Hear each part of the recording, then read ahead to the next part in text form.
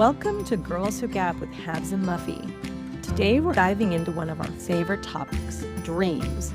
We're talking about everything from those nighttime journeys to daydreams that catch us off guard, how we make sense of them all, and what's really happening when our minds decide to take us on these amazing adventures.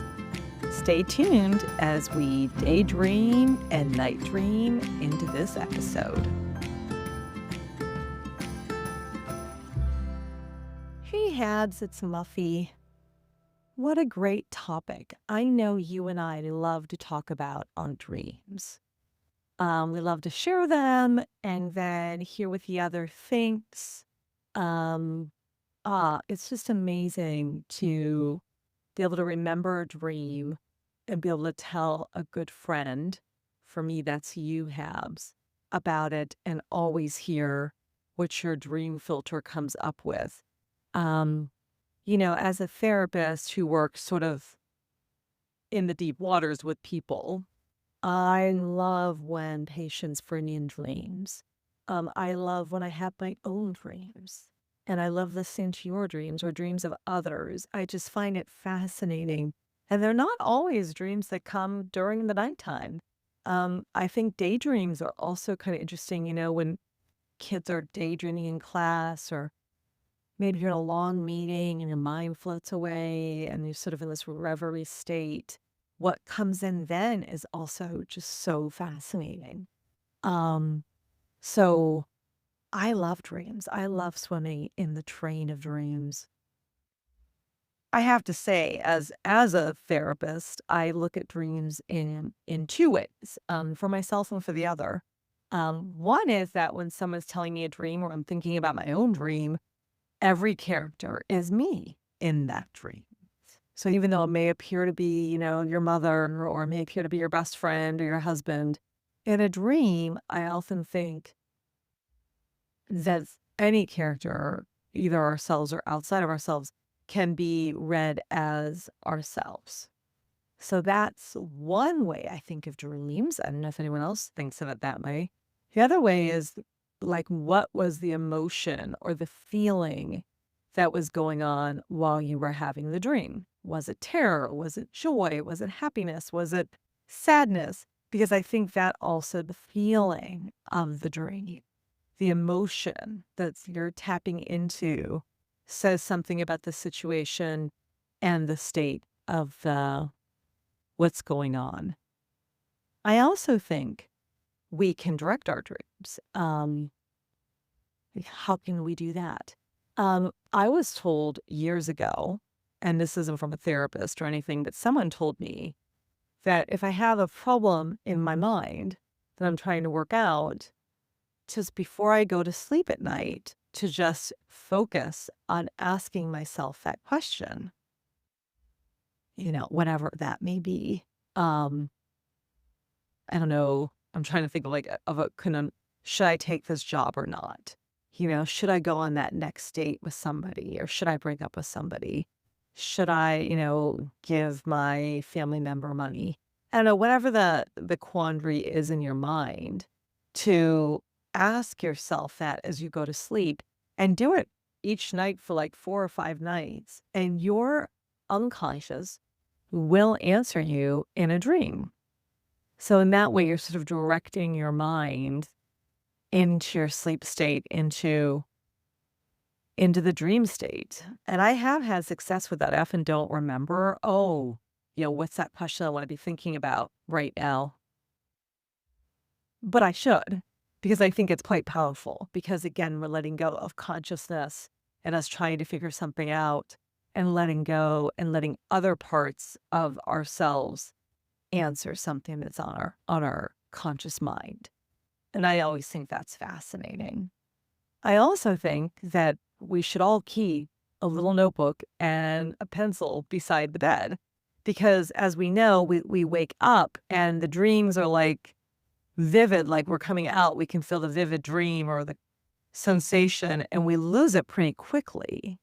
I mean, I don't know for myself, when I wake up and I've had a pretty remarkable dream, I'll lay there trying to hold on to it, hold on to the sensation, hold on to the imagery, hold on to whatever it is, um, and just try to and linger there. And often we can linger there by writing it down too. So we don't forget, because once it's gone, it's kind of hard to recall them. Although there are those dreams, right, that are like super like you will recall them. They are like with us. So like you wake up and you're never going to forget that dream. Not that day, not 6 months, not 6 years, not over the course of your lifetime. Those are amazing dreams. And they're often pointing to something significant in our lives. And I've experienced that several times throughout my life. And those are incredible. A lot of other dreams are like helping you in the moment with something, like I said, going on. But gosh, dreams are fascinating. And I love, love, love coming onto our voice memos and just with you, Habs, and just sharing a dream I've had, like any like thoughts you have on it are always welcome, because it's just interesting to get another perspective. Because when you're sharing it with someone like your bestie, like you are to me, um, you know me really well. So then you can take the insight you have on me as well as the dream that's coming up, and then think about it and help me make further meaning. I mean, I think our therapists do that too with us. Um, Kind of the same, kind of different. But anyone who knows you well and you share a dream with, wow, it's just fascinating what they can come back with and help us understand further about ourselves. So and I love books about dreaming. Like, I don't know if you've ever seen in like the bookstores, symbols in your dreams and what they mean. Like you see a bridge or you see a dog or something. Um, what do those mean? I don't own any of those books, which is kind of surprising because I own a lot of books along those lines. But when I'm like in a bookstore and I see a dream book, if I remember a dream I had or some symbol that's in it, I'll like pick it up and look at that symbol just to see what does that mean. I love things like that. I should get one of those books, like a dream symbol book, and those are interesting. Um, yeah, I mean, it's just dreaming is just fascinating. Um, One of the most significant dreams, I think I've already shared this one with you, was, as I said before in this podcast, I dated somebody for like 11 years, from the age of 15 to 26, and I was in therapy for a couple of years preceding the end of that relationship. It was like maybe the tail end, like we were broken up, but sort of I was still hanging in there with this person. Like I said, we were broken up, but I was still like, my heart was still with him. But I knew I needed to move on. I needed to get past him. So I was working in therapy on this goal. And I remember saying to my therapist at the time, oh, when will I'm never going to get over him. This is just going to always be with me well, I dated him for 11 years and like, it just seemed like I was never going to get over this. And I remember her being so confident and just like me saying, oh, you will. And I'm like, what? I will? Yeah, she was just so confident and so nonchalant, which was lovely to be met with like that when I had no faith in myself that I was going to get over this guy. But she was just like, yep, you will. And I was like, I remember walking out of her office thinking, how will I ever get over her? How is she saying that so nonchalant? But then I had a dream. And this dream was so significant. I think it was like 2 or 3 months after I asked that question to my therapist. And I remember it was like we were in a movie theater and there were all these fireworks going off. And it was all like kind of a joyous thing. And then me and this ex-boyfriend of mine, GK, we walked out of the theater and I was naked. My adult self was naked. And there was a little girl, like a 6-year-old or something, 6 or 7-year-old. She was dressed, but it was my little girl self for sure. She was there and he was there, and I went up, my naked adult woman self, and I just put their hands together and smiled at them both and said, bye. And then I skipped away. And for me, I knew when I woke up from that dream that I was done. Like I had let because, really, I had been dating him since I was 15. I was really a kid, certainly, and I think getting together with him was very much of my child self that needed security with a person like him for quite a while. The security of him and his family, actually. And so when I said goodbye to the little girl and locked her hand in with his, it was that part that had been dating him, that part that was with him, that had always been with him. And I was no longer that little girl, that person who needed to be with him. I was grown up. And in my grown up self, I was just totally naked, ready to meet the world as my adult self. And it was not with him. He belonged with my young self. And, in fact, he did help me grow up. But that was the dream. I knew I was over him. It was huge, just huge to have had that dream. I will never forget that dream. Another dream that happened to me was when I was marrying RK. And now we had a lot of different marriage ceremonies, but the actual marriage to RK was just in San Francisco. It was an elopement. We were alone. No one was with us. It was on a Tuesday. We were going to go to Alcatraz in the morning and then go meet this woman, do paperwork, and then get married on the Golden Gate Bridge just alone. And kind of plain clothes, with nothing, like cheap little wedding rings that we found at like a flea market and, a bouquet of flowers that they gave to me for free when they knew I was getting married. But I remember the Sunday night before. So I got married on a Tuesday alone to RK. The Sunday before, my grandmother, who I've spoken about on this podcast, who meant and means so much to me, came to me in a dream. And again, I was in a church this time, and I was in a wedding gown, and I was going to be going and getting married to RK. And there was all these acrobatics and like circus antics going on while, that was keeping me from going down the aisle. So I was just like in awe of all these kind of fantastical things happening. And I looked over and there was my grandmother. And she had on her beautiful red suit. It was a skirt suit, but a beautiful red suit, knit, beautiful red hair. Her lipstick was on, her low heels. It was definitely my grandmother. And I ran up to her and I said, I'm getting married. Is he okay? Because when she died, a few days before she died, when I was still with her, I said, oh my God, you're never going to meet the man I'm going to marry. You're never going to know him. And it just broke my heart. I wanted her to know him so badly. And I don't even think she answered it, but I remember, I think, saying it to her.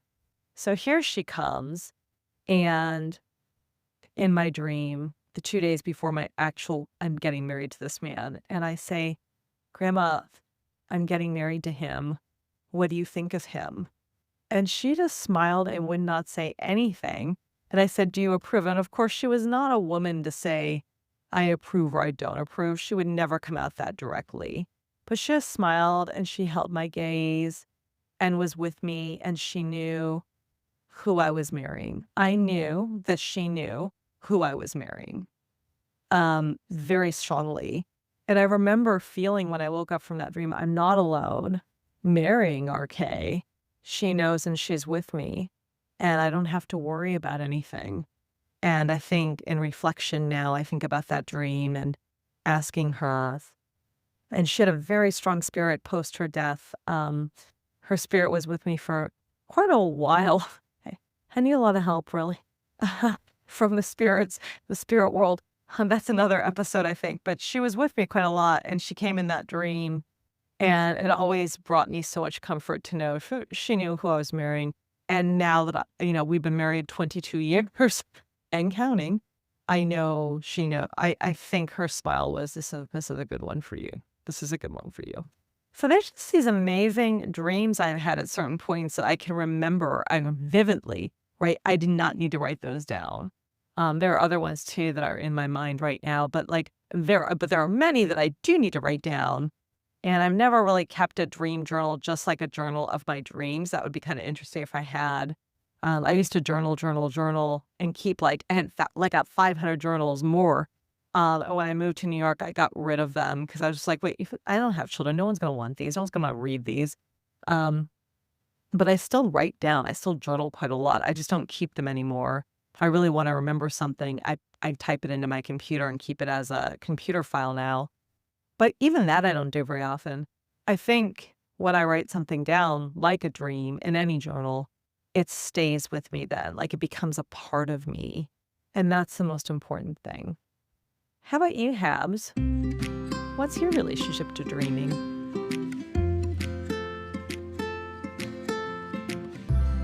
Muffy, you make a really good point about dreams. It's not only dreams that we have at night, but daydreams that we have as well. I have to admit, as a kid, I was quite the daydreamer. For example, I remember in eighth grade, I was taking German and I was really good. I got straight A's. And at the end of the semester, I got my report card and I got a B in German. And I was like, well, wait a minute, teacher. I forget what her name was now. I can see her, visualize her. And I was like, but I got all A's on everything. She's like, yeah, but you were never paying attention. You were always daydreaming, looking out the window. And I was like, oh, looking back, she was right. And I think I was daydreaming because I was bored. I knew the subject pretty well, and I'm not trying to toot my own horn, but it was one of the subjects I could do very well, and I was bored, so I would daydream. I I think my younger daughter, Jay, follows a little bit in my footsteps. She will often say to me like, "Oh, well, I wasn't paying attention. I was, thinking about something else, and so I didn't catch that homework assignment." So I do think she takes after me with the daydreaming. I think people who daydream and dream at night have quite an imagination. I'm not saying that those who don't daydream don't have an imagination, but at least I know for myself and my daughter Jay, our daydreaming is definitely a reflection of just our wild imaginations. So, but yeah, I love that you and I talk about our dreams that we have at night and what they mean and dissecting them.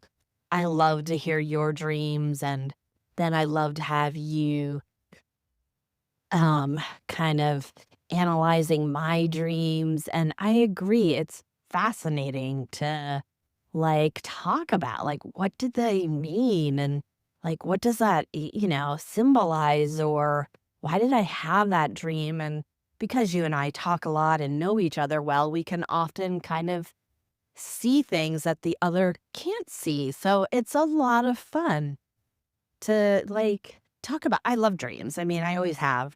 Yes, I used to have a book about dreams. I think I got rid of it. I think A and I got it when we were first married. He liked talking about that kind of stuff too, randomly. You wouldn't peg him as a guy that does, but he did kind of enjoy that book. But I think in our moves, we just got rid of it. So, but I love understanding what does certain things mean, like certain symbols, or for me, I I have some interesting dreams. I have repetitive dreams. I have a dream that's the same theme over and over in different settings, different ways, but it's the same theme. I've had it for 20 years. I also have repetitive dreams that are in the same environments or settings with kind of the same set of characters. One dream that I've had, I would say in the past years from my recent horrible experience in my last job. And in every dream, the people that I worked with are there, but I'm not engaging with them.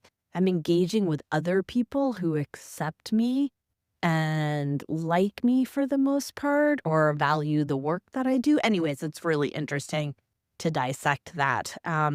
So I don't know about you. Do you have reoccurring dreams, or dreams where the same kind of themes or maybe the same settings often occur? I'm sure there's some unprocessed something there that I need to explore more. I don't know. Do those types of dreams ever stop? That's a curious question for me. I should keep a notebook by my bedside. I don't. I know you've told me to do that, and I keep meaning to because you're right. Like, as you wake up, you start to forget more and more as time and even minutes happen, like go on. Like, so, 5 minutes after I wake up, I could forget everything that I had about my dream. Or sometimes a lot of the details, but not the feeling or the emotion that it emoted from my dream. Is emoted a word? I don't know what I was trying to say there, but you know what I mean. Like, that feeling that I was left with, whether it be, I don't know, suspense or concern or like just unsettledness and sometimes joy. Although, yeah, I mean, sometimes I have funny dreams and funny things happen, but often I think there are more complex themes. One type of dream format that I wonder if it's unique to me or maybe other people experience it, but I can wake up from a dream, know that I'm awake, kind of remember the dream, but kind of feel in it, and then go back to sleep and continue the dream. It's kind of like reading a book. I stop and then I start again with the next chapter. And sometimes I even think to myself, okay, I want to continue. What's going to happen with this dream? And I can do that several times. I just find that so, I mean, like interesting. I know that's like such a boring word, but just the ability that I keep going back and then waking up and continuing my dream like I'm reading a novel is I don't know, what does that mean? What does that say about your brain or how your brain works or what I'm, suppressing or just that sometimes I enjoy it. I want to continue on. And I often, when I wake up early and then fall back to sleep, which I do often, I then dream very vividly and it's quite colorful and alive. And sometimes I like it. And sometimes I don't like the dreams when I wake up.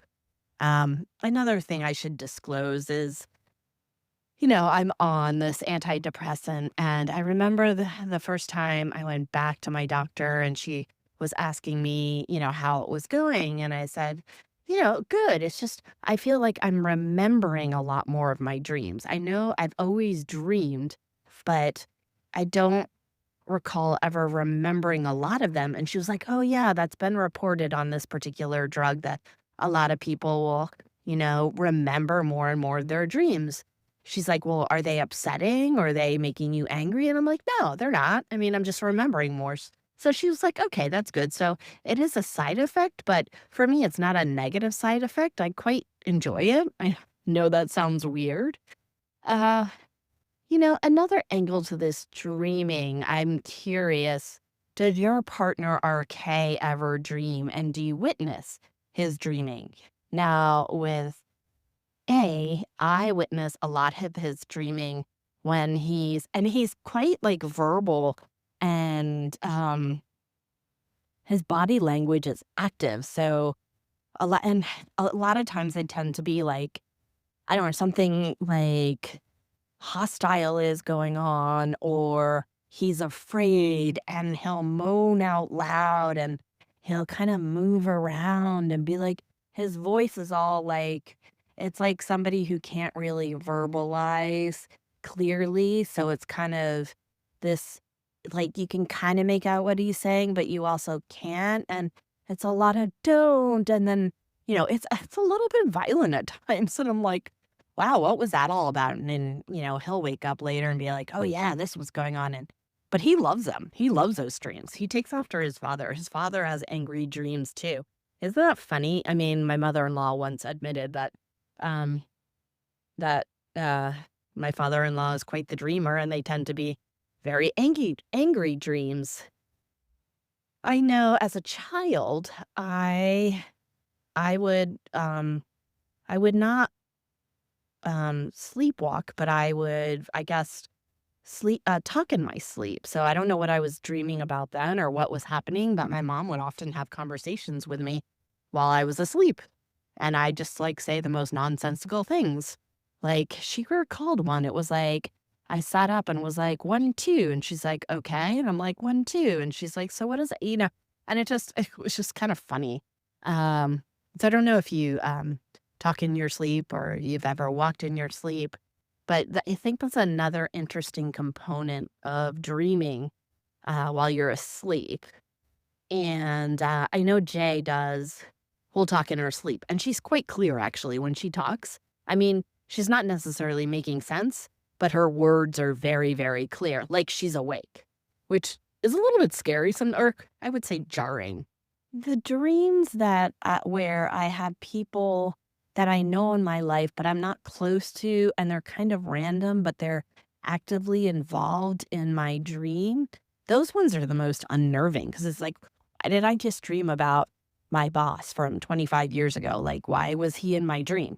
I haven't seen him in 25 years or something like that. I'm not saying that I had a dream about him, but just like those types of things are like, where did that come from? Or people I don't even like really don't like and don't know very well, they'll just pop up and it's like, why?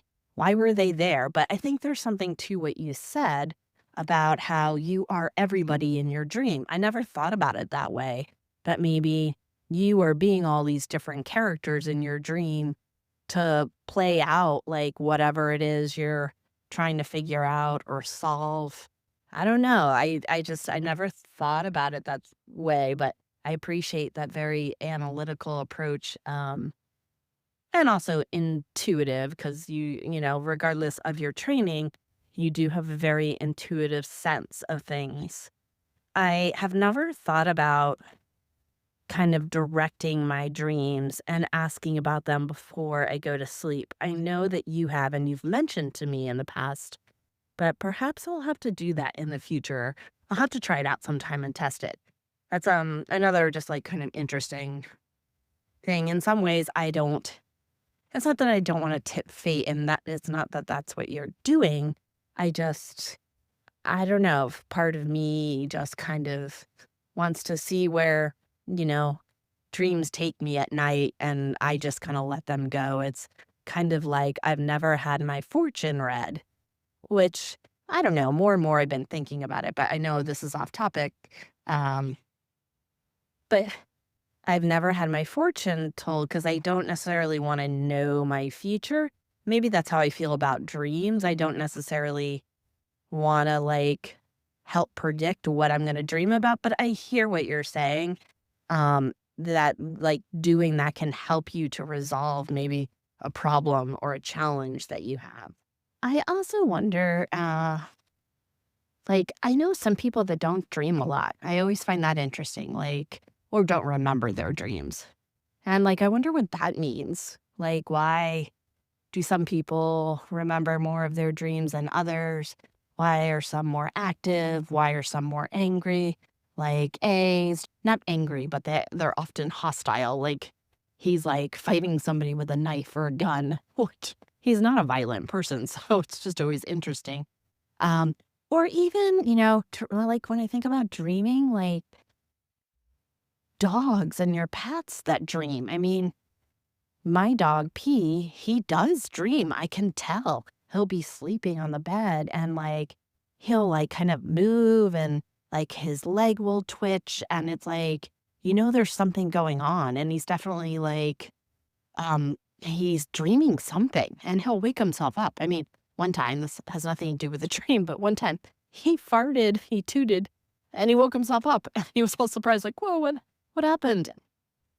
I know that's not a dream, but like he will I can see that he's dreaming. So I wonder like dreams don't just impact people, but they also impact animals.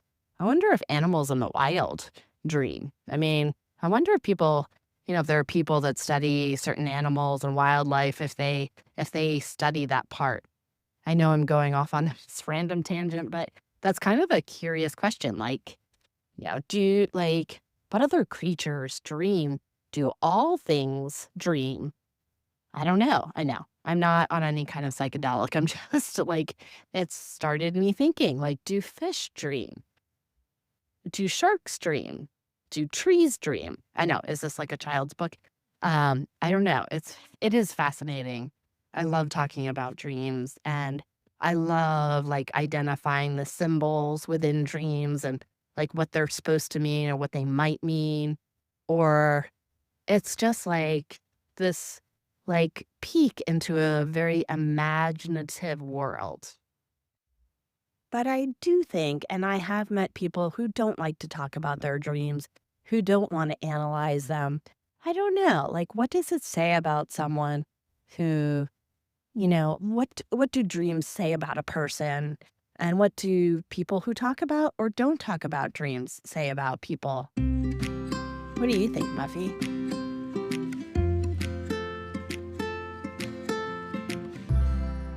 So interesting about the things you talk about with dreaming, Habs. Yeah, do I have the same dream over and over again? Yes, I have one that I've had over and over again, and it is my nightmare.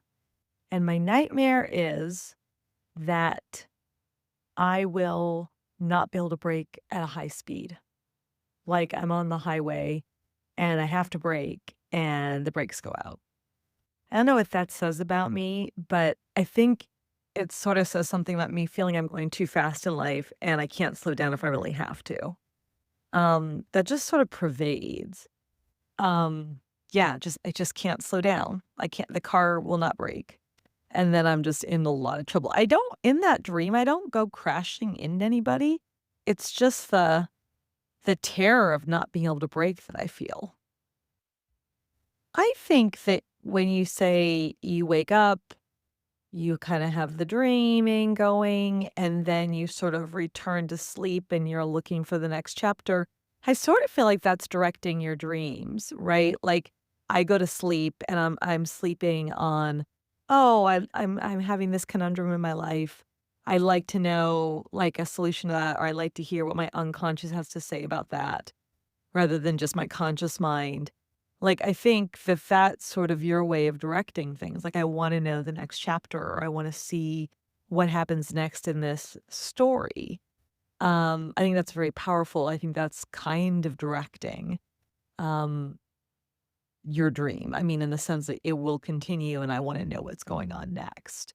I think it's very powerful, and I think that's why anything like that, where we can kinda bring our conscious mind to intersect with the unconsciousness of self, which is the dreaming, is really powerful because they say, I don't know, don't quote me on it, Habs, but they say like in a given day, we use like less than 10% of our brain.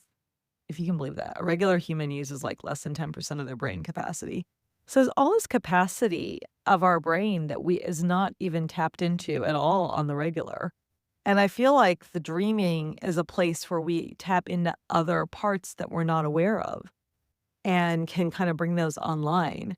That's why I do sometimes like to direct, like not direct them, but like just whatever like might be on my mind, like just kind of be holding that question or that thing in my head as I fall asleep. And they say like if you do that within 3 to 5 days, you will start dreaming on it and get, your unconscious involved. But I like that just because I feel like there's so much of our brain we don't tap into. And, yeah, I mean, I kinda that's like this great mystery. The brain is so powerful and it's like, oh my gosh, we only use at most 10% in any given day. Like, ah, I know it's more powerful than that. So I kinda wanna tap into that power. So I think that's why I do like to harness it. Sometimes it's hard though, I'm falling asleep. I fall asleep pretty quickly. So I don't it's not like, "Oh, I have to think about this thing," right? Like, I'm not sitting there with, like, lots of mental gymnastics going on. I usually just fall asleep. So it's sort of a discipline to say, "Oh, let me think about this. It's on my mind." Um, yes, I do talk in my sleep. You know who first told me that was LH at Wittenberg when I was her roommate. She said she could have whole conversations with me. She said they were completely well, I don't think she said that they were nonsensical. She would ask me questions and I would answer her. I don't know what she was asking, but she said, I can have full conversations with you. and you'll answer me and everything. I don't remember any of it. But, um, when I married RK, and he's been, of course, sleeping with me for 22 years, he says that I do talk in my sleep. It's jarbled and it's not, can't really make sense. But he said, "You are happy. You're always laughing, always giggling, always happy." He's like, "It's the happiest sound. It's just unabashed happiness and lightness and laughter." And I think it's interesting like that, and I think he likes just hearing it. I think it comforts him, just to hear me just laughing about his, "You're so joyous. Your unconscious is joyous." Um, and I think that there's something that he really likes about that. And he says it's always the same thing. It's always laughter and, like, talking, he goes, "You're talking aloud, like, not making sense." He'll, like, mimic me and say what it was like. So I always found that really interesting, whereas LH would say, "I can just have a full conversation with you." She wasn't saying you were so happy. I guess maybe as I've gotten older, I've gotten more happy. I don't know. RK does dream. His dreams tend to be more like, um, A's dreams, darker, more threatening, more like, someone's gonna attack him. He doesn't talk in his sleep. He doesn't, I mean, I'm usually a deep sleeper, so once I'm asleep, I'm gone. And I sleep so deeply, I don't hear anything. But when he has a dream, it's often along those lines. When I first met him, well, 23 years ago, he said to me, "I don't dream." And I was like, "Oh," I was like, "Okay." I was like, "What's that about?" Just like you're asking. But as I went through therapy training and just learn more and more about the unconscious, people who are not dreaming are not that open, right? They're kind of more shut down, more, their dream life is not vivid because their unconscious is pretty closed. And I've noticed that as a phenomenon in my own practice with my patients. Like a lot of like, I don't dream. That's where I'm always trying to swim in the depths with my patients if they want to go there. And a lot of people, I don't dream. They'll just state it. Like I don't even ask them. They just say, "I don't dream." And then in our work together, a couple years in, they start having a lot of dreaming going on. And I've noticed that like when they're more and more attached with their essential self and it's getting more safe and comfortable, they start to dream. And then they start to bring the dreams in. And it's fascinating that they are ready to make that type of contact with their unconscious.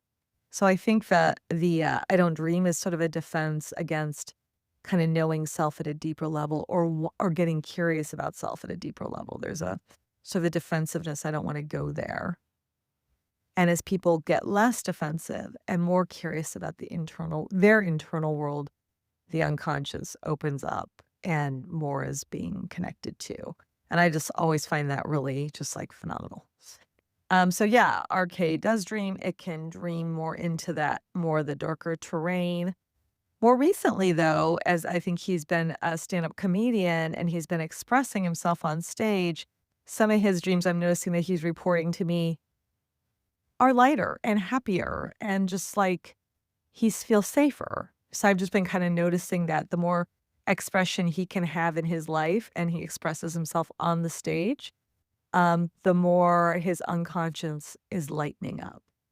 So I think that that is also interesting and I think a really healthy sign for RK. So I do like when he tells me his dreams and um yeah, the unconscious is just so fascinating. And you're right, our dogs and cats and our pet friends, they do dream. I remember my little dog P, who has passed, he used to be yipping in his sleep and he'd just be, twitching. And I was always thinking like he's got that squirrel, right? Because the Scottish Terriers love to like go and get, like chase squirrels and like kill them. He only had one kill in his lifetime. I was so glad. Every Scottish Terrier should have a kill in their lifetime, and he had one. A very clean one, just heard the neck snap, and that was the end of that one. That was his only kill, but I think they dream of these things, right? Like, the chase is on. Um, So they have a little mind, right? It's not a mind like ours, but it's more limited, but they dream. I know that, Mr. R, our current dog, he dreams. He'll be like he snores deeply. He's a big dog, so he snores. And then he also has these dreams where he's kinda moaning and stuff, so I don't remember if our cat who recently passed dreamt. I don't think she was quite quiet actually, but I'm sure she did. I just maybe she didn't, like, express it, like, openly when she was actually asleep. She was a neat and tidy little kitty cat. So I didn't really hear her, like, meowing or anything like that. She'd breathe heavy, but, it is absolutely fascinating, our pet friends with their dreams, but they definitely do dream. We all dream, and people say to you, "I don't dream." Always no. Yes, they can, they will, they do. They're just not in touch with it. And when people get in touch with it, that's just a golden moment. Dreaming.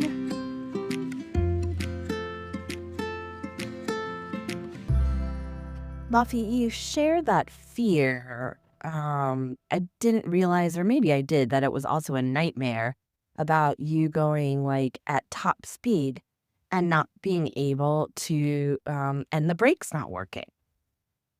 It's funny because I have a similar reoccurring dream, but it's not about the brake failing.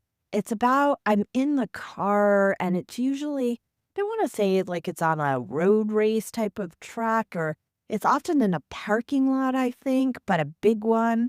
And I can't control the car. Like I can't turn it manually. And like I never hit anything, but I come very close to it.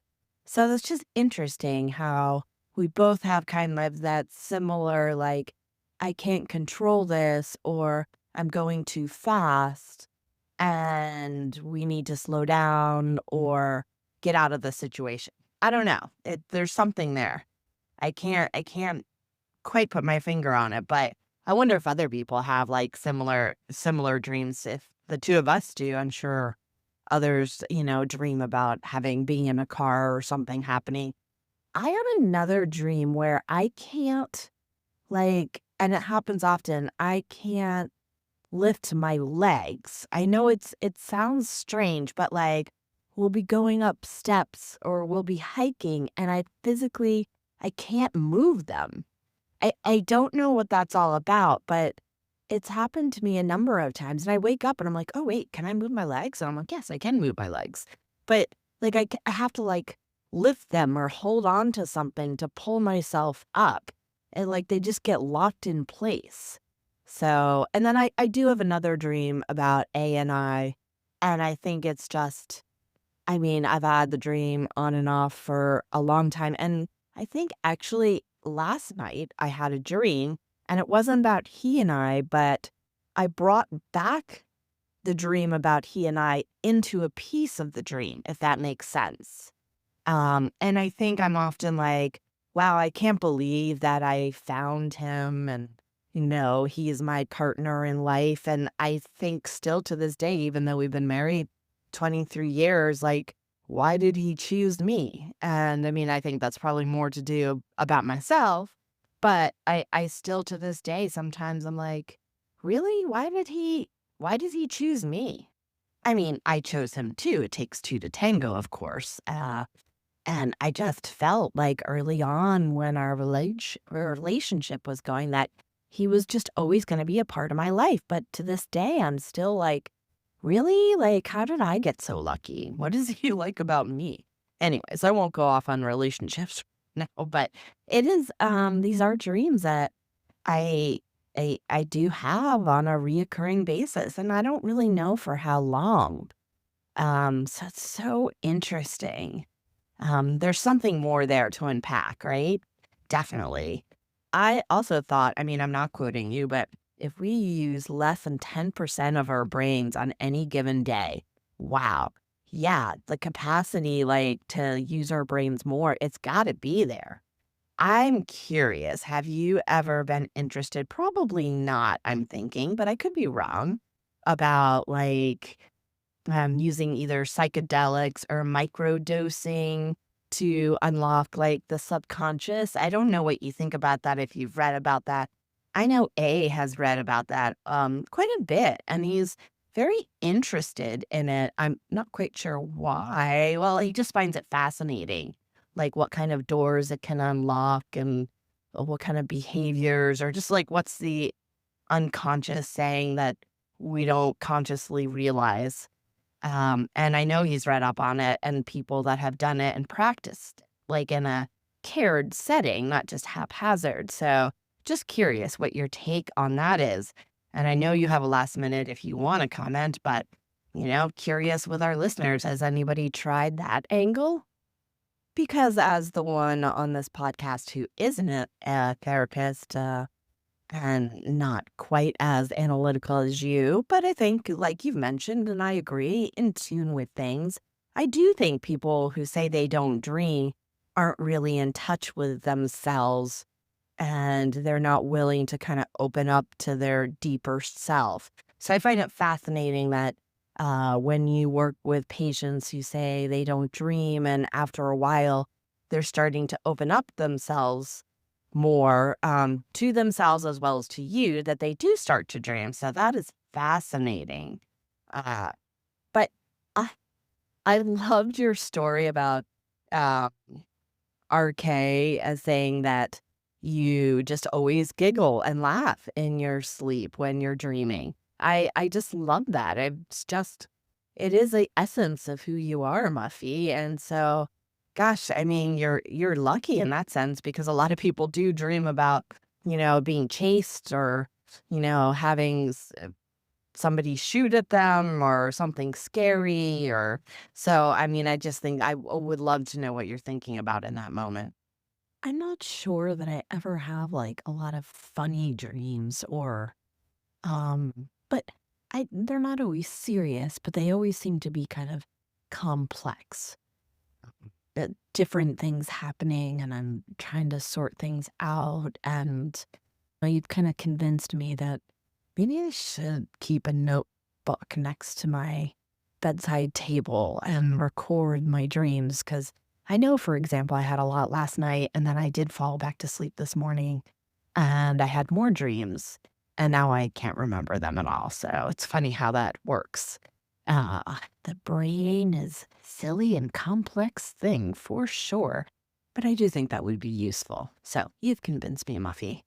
Um, I also just appreciate your comment about how when I do fall back to sleep, I am kind of directing my dream a little bit, wanting to know more, wanting to finish up. It is a feeling that I have. So, yeah, I mean, I suppose I do in some ways. It's just like I said, it's interesting that like how and when you remember your dreams and then how you forget them so quickly. The brain at work, for sure. I I'm also a very heavy sleeper. And like you, when my head hits the pillow, I go to sleep. And that's that. I don't really stay awake. I'm out like a light. And I don't necessarily wake up. Now, A is a very sensitive sleeper, very light sleeper. I mean, thankfully we have a new bed, but before this bed that we purchased last July, our bed was on wheels. And so every time you moved, I mean, even your arm, the whole bed moved and, it would just wake him up. So it was torturous sleeping with him because I didn't want to wake him up. And it was so easy to do. It still is. I have a funny story that I always tell about when we were at college, our freshman year. I was rooming with um, JH, and she and I did not get along at all. And after the first semester we did, but then after that we didn't. During that first semester, we decided to build lofts. So we were high off the ground, and then we would have like desk space and stuff below our beds. Well, one night, it was probably like 2 o'clock in the morning. I wake up, and when you wake up at first, you don't hear things or the things don't register, at least they don't for me. And I sit up. All the lights are on in the room, and JH is gone. And then all of a sudden, I hear bells ringing. There was a fire practice fire drill in the middle of the night. Well, she had turned on all the lights and just left me. She didn't even wake me up. I mean, I woke up and then I climbed down the stairs. Everybody was outside. Like, I walked out and it's like, oh, there's everyone. I'm like, okay. So I always say that if there was a fire, if there was a building burning and I was asleep, I'd probably go down with it. I don't know. I guess I'd rather be a heavy sleeper than a light sleeper because that just seems tough. Like, I wonder what makes someone a light versus a heavy sleeper, and how do the dreams play into that? I just think for like, it always seems so torturous that he's just waking so easily and his sleep gets disrupted. And I mean, I'm out. And then when I wake up, I wake up. So, I mean, I know that he dreams even in a fitful sleep, but it just seems kind of rough to be waking all the time and not really getting a good night's sleep, which is kind of the case for him. So, yeah, I just think that's do people dream regardless? And does it have less to do with how you sleep, your quality of sleep, or more to the fact that you're open to remembering your dreams? Because we all have dreams. We just don't all remember them. I'm kind of glad I do. It makes life just a little bit spicier. Don't you think, Muffy?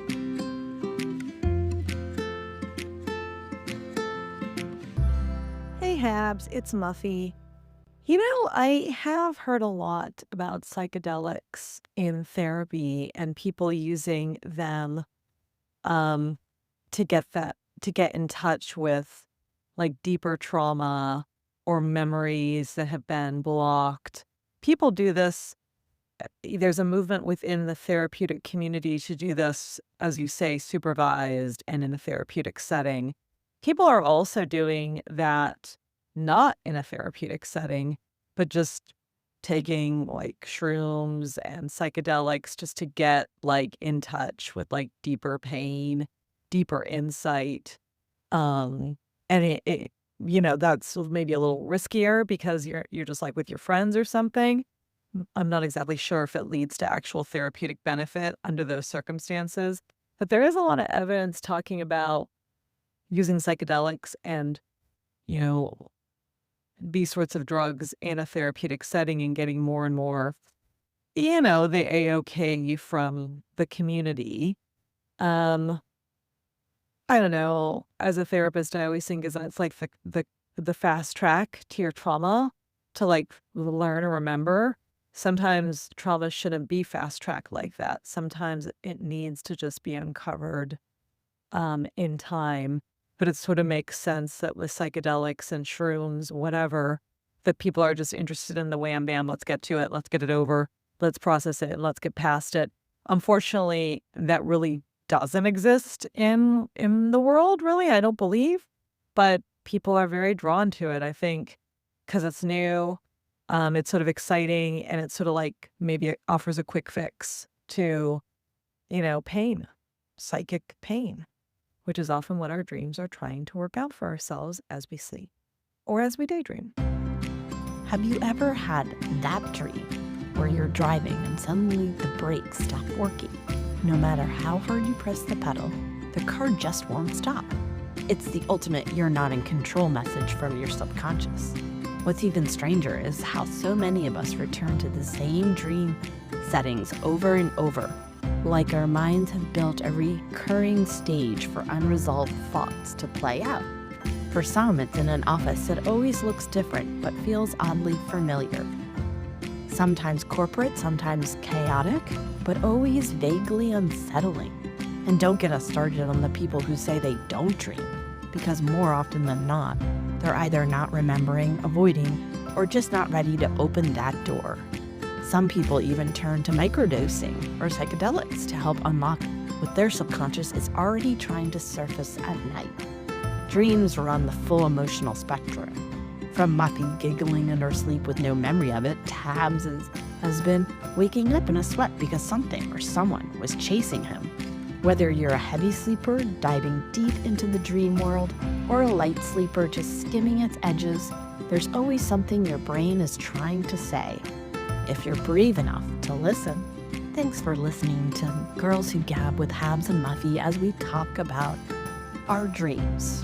Follow us on Instagram at Girls Who Gab with Habs and Muffy, and stay tuned because next week we're talking about our favorite summer foods. Yum yum. I cannot wait to talk about this subject because I love the foods that I associate with summertime.